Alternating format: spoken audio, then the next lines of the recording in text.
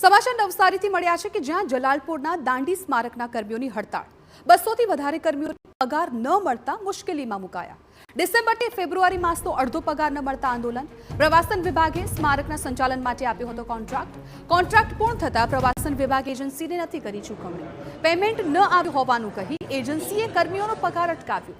પગાર ન મળતા કર્મીઓનું ગાંધી ચિંધ્યા માર્ગે આંદોલન.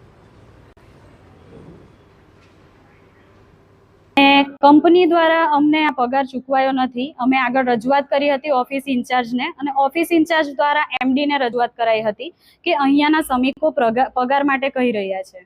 તો ત્યાંથી એવો જવાબ મળ્યો હતો અમને કે પ્રવાસન વિભાગ અમારું પેમેન્ટ કરતું નથી, એટલે અમારાથી લેબરને પગાર ચૂકવાય એવું નથી. આજે પગાર ન થાય તો અમારો તમામ સ્ટાફ હડતાલ ઉપર ઉતરવાની વાત કરે છે કે ગાંધી ચિંધ્યા માર્ગે અમે આંદોલન કરીશું.